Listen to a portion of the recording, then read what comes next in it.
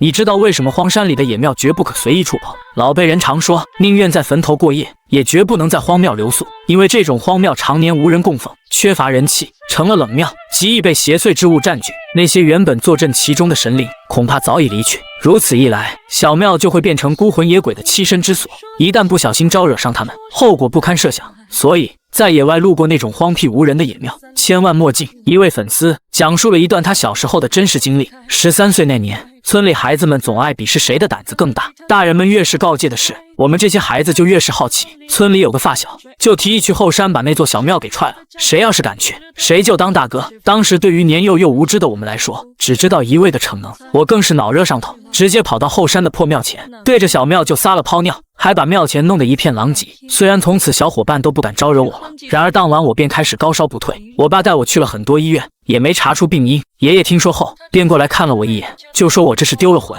要把魂喊回来才行。当天晚上，爷爷就带上了一块刀头肉和香烛纸钱，领着我来到村里的一个十字路口叫魂。说来也奇怪，第二天我就醒了，但是却丢失了13岁以前的记忆，甚至连我爸妈和爷爷我都不认识了。从那之后，爷爷就要把我留在他的身边，说是招回来的魂不是我的。为此爸妈还和爷爷吵了一架，跟爷爷住了半年，爷爷就开始无缘无故教我一些风水的事。说来也奇怪，我看那些书的时候，感觉像是在哪见过，一看我便知道其中的寓意。转眼我就到了18岁，18岁生日那天，在我填写志愿的时候，爷爷突然阻止我再继续上学了。他没有解释说为什么，只是丢下一封信，让我3天后再打开。之后爷爷就消失了，爸妈组织了很多人出去找，找遍了方圆10里都没有找到爷爷。自那天起，爷爷就再也没有出现过。3天后的夜里，我打开了爷爷留下来的那封信，信里面是爷爷写给我的话：爷爷走了，这一走或许就是永别。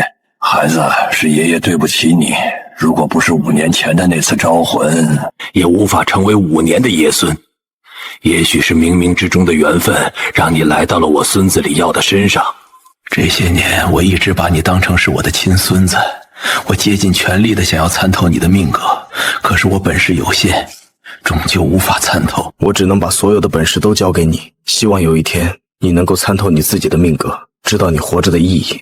你天赋异禀，我相信你绝对可以参透这一切。看完了爷爷留下的信，我心里五味杂陈，泪水忍不住的顺着眼角流淌了下来。我知道爷爷是为了我才会死的，是为了5年前的那次招魂才死的，这一切都怪我。次日清晨，收拾了东西之后，我就出发了。我一直往南走，走走停停3天，来到了南方的一个小城市，这里叫新州市。刚从车上下来的时候，天色已经晚了。我走出车站，就见到一个女人对我迎面走来，她一边走来一边笑呵呵地问我：小哥，你要住店吗？我正要拒绝，可是女人身上的衣服让我止住了将要说出口的话，因为她身上穿着的就是一件黑色的衣服，就决定在他们家的旅店住上1晚。休息了1晚上之后，我就在这个陌生的城市里租了个便宜的单间住下。等了3天，我也没等到那姓黄的女人出现。由于身上只剩下200块钱了，我不得不先找个地方打工，因为那姓黄的女人我也不知道什么时候才会出现。我就这样一边打工一边等那个姓黄的女人出现。半个月后，我熟悉了新州市的一切人文地理、风水格局以及发展方向。南方地区多以山区为主，新州市便是一个4面环山的城市。这里的风水格局叫做九龙归穴，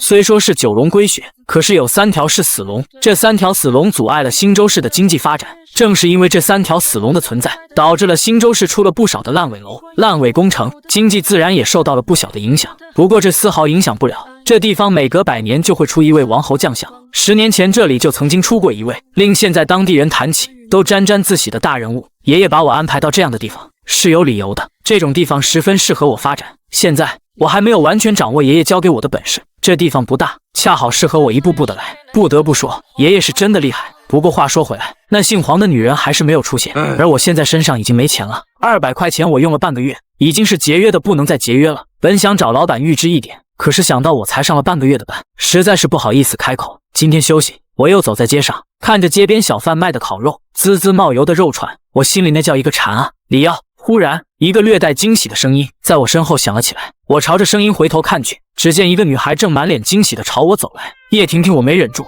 嘟囔出了这个名字。叶婷婷，你转学到这里来了吗？叶婷婷点头说道：是啊。那个我忽然有点不好意思地说道：你能借我点钱吗？来，我先借你用。这一刻，我忽然感觉眼前的叶婷婷无比亲切。这个陌生的城市能遇到她这样的人，我是幸运的。我刚要开口对叶婷婷说话，身边忽然发出了一辆车嗡嗡嗡的轰鸣声，接接着只见一辆好几百万的保时捷停在了我们不远处的一个路口，很快就从车上走下来的一个长相美艳、穿着清爽的美女。李奥，你看什么呢？那是我们大学的校花黄依依，今年已经大4了，家里巨有钱，追她的男生也特别的多。不是的，那个我不是看她漂亮才看的，而是……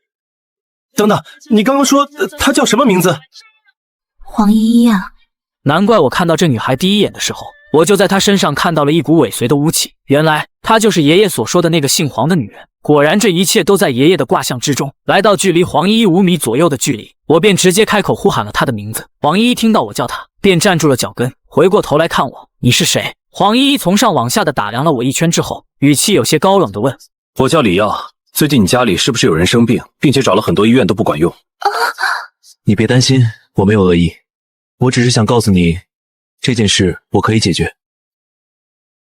你真的能解决？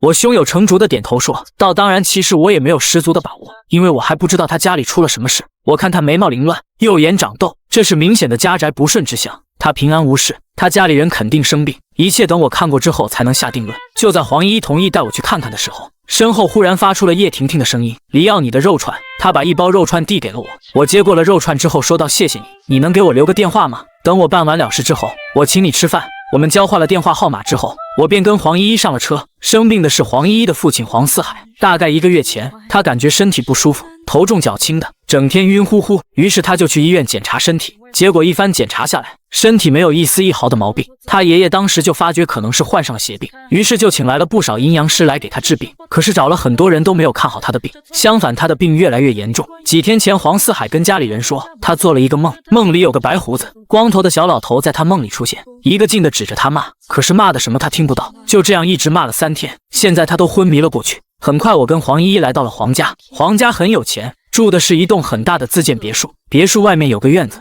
进门的左侧就有一片竹林，距离别墅70-80米的地方有一座高架桥，这是在书中记载的，是东方陆逊方桥，儿孙代代乐逍遥，这又是一个很好的风水，举主权贵，这说明黄家不仅有钱，家里还有人当官。我最后抬头看了一眼别墅后面的大山，大山如同一条真龙俯瞰着黄家的别墅，好一个青龙抬头，黄家这别墅真是绝了。这样的风水位置如果不是高人指点，谁能找得到呢？进屋就更不用说了，各种摆布都是按照风水格局来的，没有什么问题。很快黄依就带着我走进了一个房间，站在房间门口，我明显的感受到了屋内传来的一股跟屋子风水不搭的气味。屋内总共有4个人，2个老头，一个病人，一个年轻男子。依依，你怎么回来了？你不是去学校了吗？忽然，一个年迈的老头皱眉看向了黄依。爷爷，这位是李耀，他说他能治好我爸。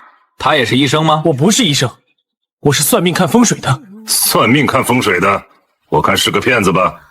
黄先生，你还说你是看环境气场的，那按你的意思，这位先生的病是跟周围环境有关吗？赵神医的言语之中充斥着对我的嘲讽，我下意识的看了躺在床上的黄四海一眼，随后便施展面相学的观气术。黄四海面色死黑，嘴唇发紫，头顶和脚底板还冒着一股黑气，这是明显的死人之象。我微微点头，说道：“对，跟风水有关。”我的话音刚落，黄百万就脸色大变的吼道：“简直是一派胡言！你个毛头小子，毛都没长齐就学别人看风水，你知道我家的风水是谁给看的吗？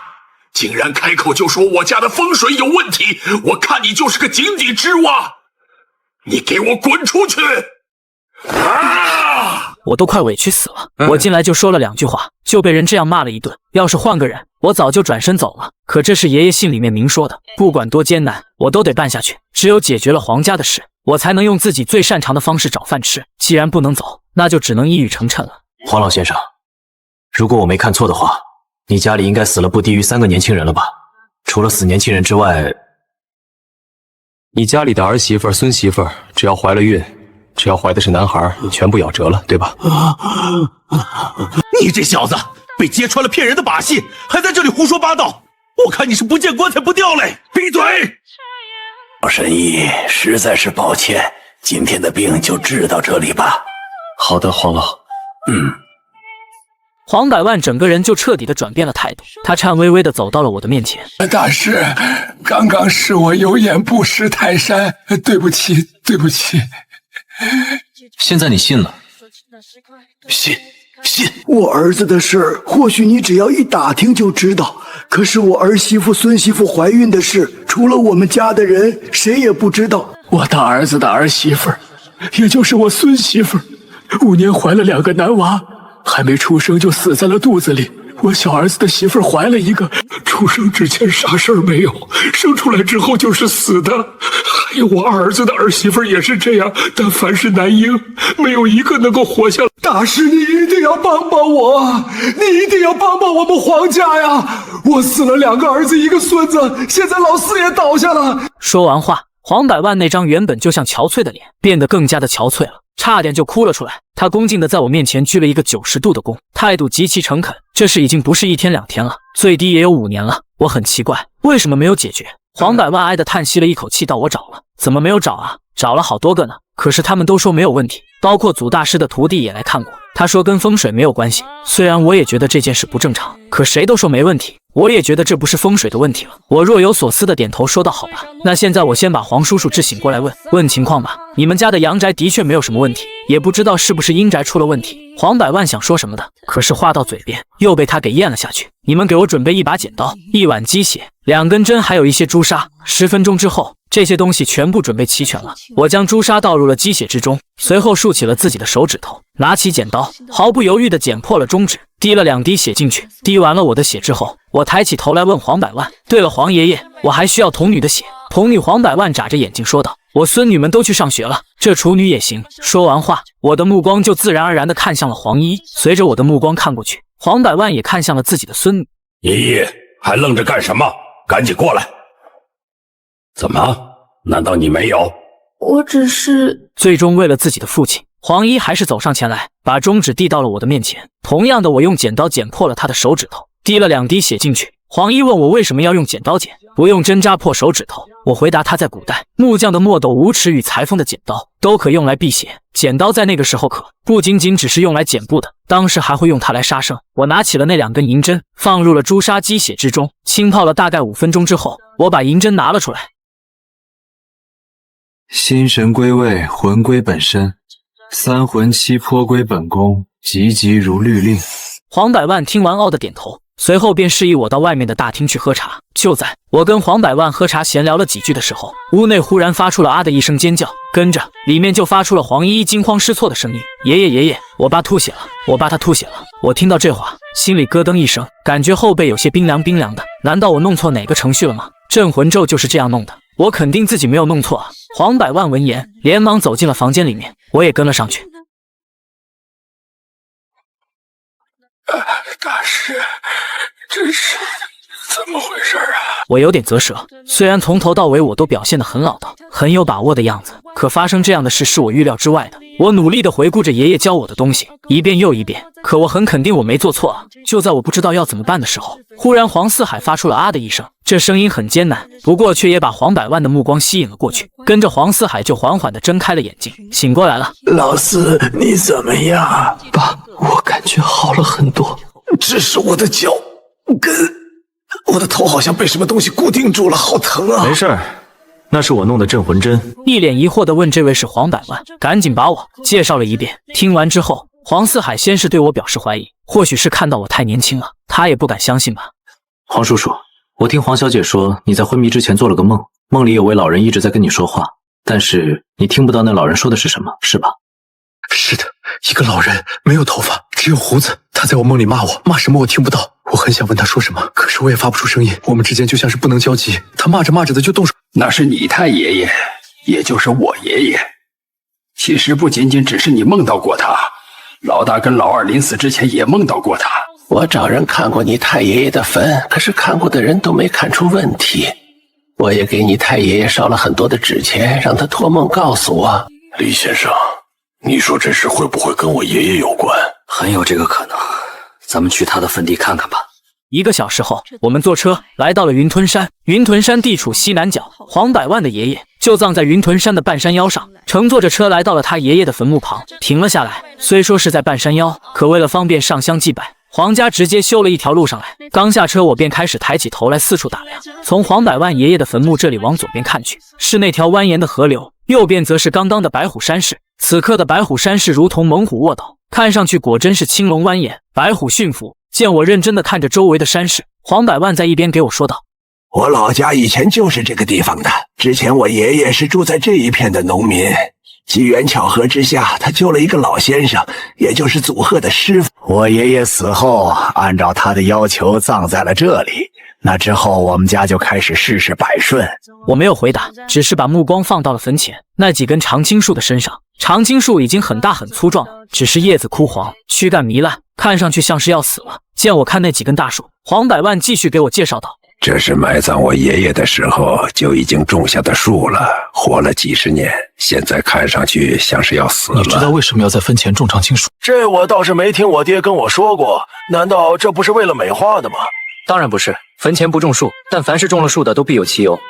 当初你父亲可能在子嗣上有些问题，而常青树代表着后代子嗣。种下这2棵树之后，你父亲应该才有的儿子。是，没错。你父亲命中无子，在你爷爷的坟前求了一子，而你正好是多子多福的命。这2棵常青树的确已经很大了，可还远远没有达到死亡的境地。如果我没有看错的话，你们家是被人下了风水局，而且这是一个让你们皇家断子绝孙的风水局。怎么会？如果不信的话，你们可以掘地3尺，看看地下。这块地底下一定有很多很多的虫子。老爷，真的有东西，有好多好多的虫子。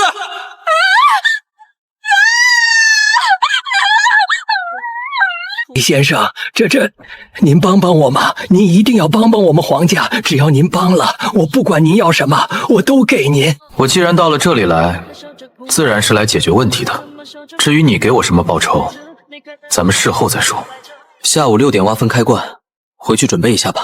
下午6点，一切准备就绪，挖坟的也都来到了坟墓的旁边，蓄势待发。我看了一下时间，已经是下午6点了。刚刚的一切都跟我之前看的风水书里面说的一模一样。希望开棺别出什么岔子，好动手吧。随着我的话音落下，几个人高马大的保镖撸起袖子就直接开干。可是锄头刚刚下去，忽然就驶来了一辆黑色的奥迪6，紧接着发出了一个人的叫喊声：住手！别忘！贺先生，您怎么来了？我怎么来了？我要是再不过来的话，你们可就犯下弥天大错了。是谁让你们挖坟的？何先生，这位是李先生。李先生，这位是何中田何先生，祖贺老先生的关门弟子。黄老，您没有搞错吧？就这样的一个人让你挖坟，你就真的让人过来挖了？难道你不知道挖坟是大忌吗？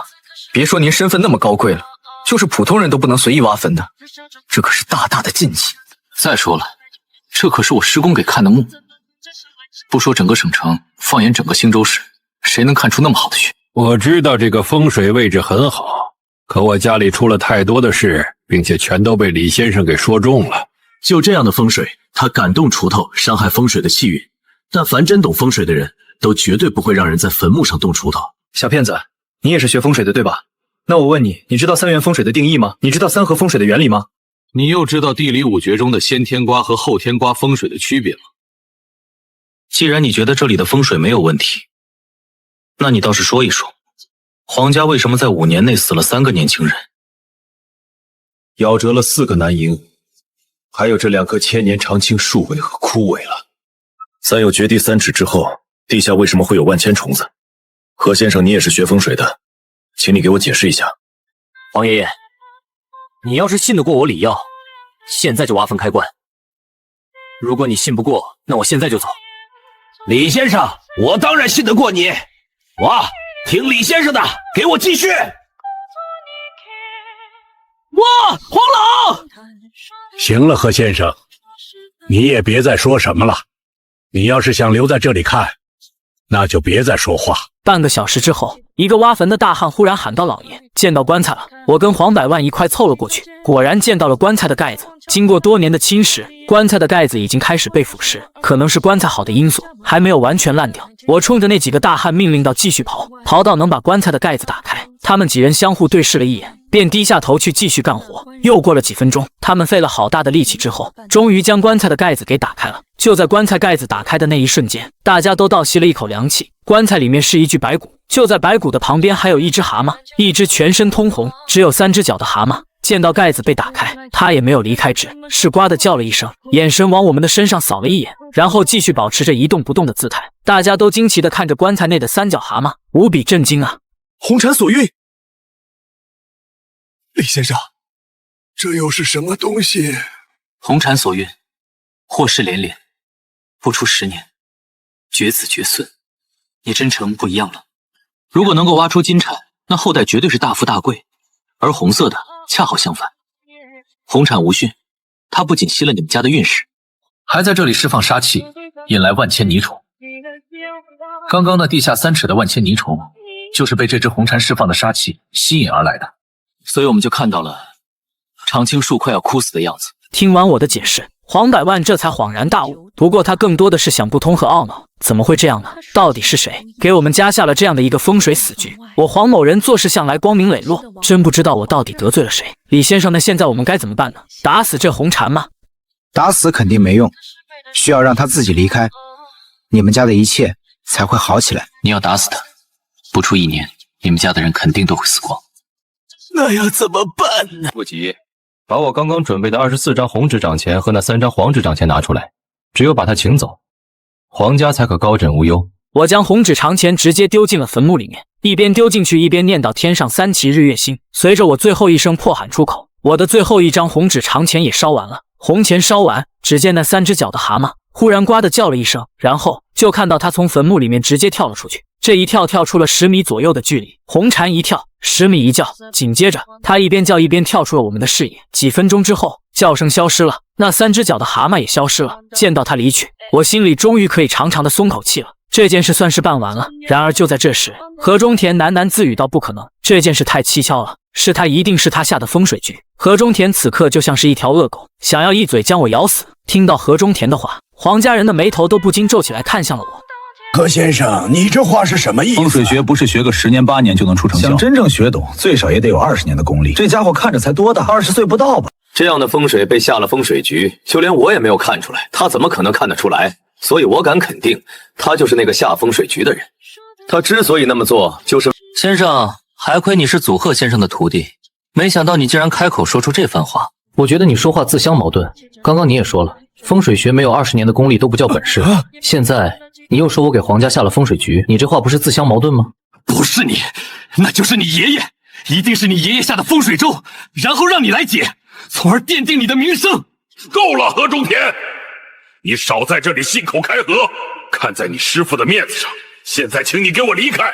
何中田瞪大了眼睛，可能他也很意外黄百万会对他说出这种话来，只好连连点头道好。黄老，这是你自己的选择，别到时候出了什么事又来找我。他气呼呼地转身离开。1个小时后，坟墓填好了，一切都弄完，后天也黑了。我们回到黄百万家中的时候，已经是晚上9点了。来到黄四海的床前，黄四海依旧一动不动地躺在床上。见我们进来，他连忙问道：“爸，怎么样了？弄好了吗？”黄百万安慰一声，随后把风水的事情告诉了黄四海。听完之后的黄四海也很惊讶地回想，他们得罪了谁？可是他们都好像并不知道自己得罪了什么人，无论怎么回想也想不起来。不过我却有把握找出这背后的人，于是我对他们说道：“黄爷爷、黄叔叔，你们放心，这背后的人会来找我的。我解了他的风水阵，他肯定会被反噬，到时候他会来找我的。”是吗？那你可要告诉我们那人是谁啊？黄百万激动道。放心吧，我会的。现在我先给黄叔叔取针，这个病是虚病，是由风水引起的。现在风水的事解决了，病也就好了。你们放心吧，要不了2天，他的身体就会恢复。听到我的话，几人露出了欣慰的笑容。老爷，饭菜都做好了。一个女下人低声说道。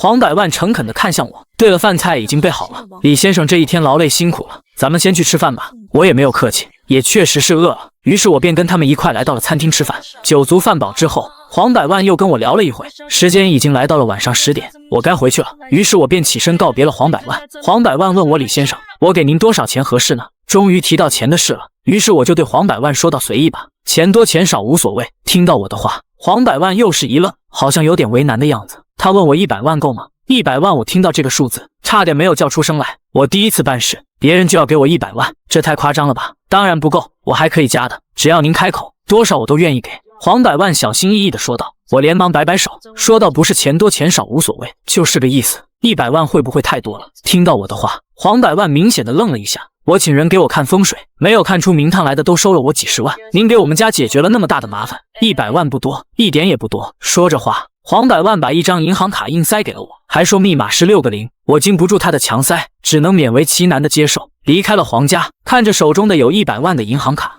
我心里砰砰直跳，100万啊，这里可是100万啊！忽然一辆车停在了我的身边，黄依依的声音从车里面响了起来：“李先生上车，这大晚上的不好打车，我送你回去。”看到黄依依那么盛情难却，我也不好拒绝。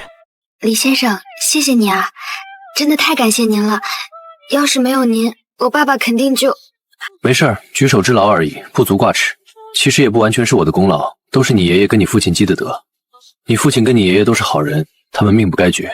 几分钟之后，车就在我住的那个老小区门口停了下来。我租房的地方是个老小区，当时选择这里是因为便宜。黄依依跟我一块下了车，她抬起头来往我住的小区看了看，有点惊奇地问道：“您就住在这个小区吗？这是个很老的职工小区了，看着真有感觉。对了，我能跟你一块上去吗？”黄依依一脸期待地看着我，我啊了一声，可是黄依依却率先走进了小区。您放心，我就上去看一眼，我就下来了。无奈，我只能领着黄依依跟我一块上楼。不过我租这地方那么窄小，现在让个姑娘进来挺尴尬的。那个，你先喝杯水。我赶紧去给她倒了一杯水。说实话，大半夜的，一个姑娘家的在我屋子里，我还有点不太习惯，臭口。就在气氛尴尬的时候，门外忽然发出了敲门声。黄依依了一声，问道：“那么晚了，你朋友来找你吗？”说着话，黄依依就朝门的位置走了过去，要开门别开门，这是鬼敲门。我连忙上前一把抓住了她，将她往我身后拉。黄依吓了一跳，啊了一声，满脸惊恐地问道：“什么鬼敲门？”说着话，我能明显地感受到他抓着我胳膊的那只手在颤抖了一下。我嗯了一声，安慰道：“别怕，先往后退。”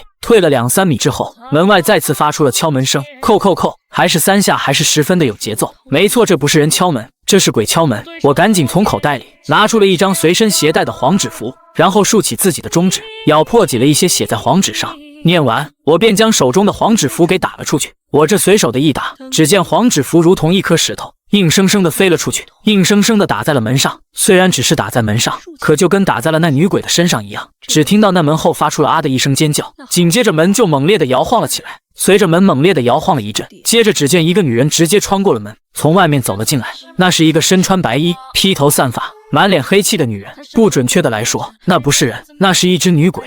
你是谁？谁让你到这里来的？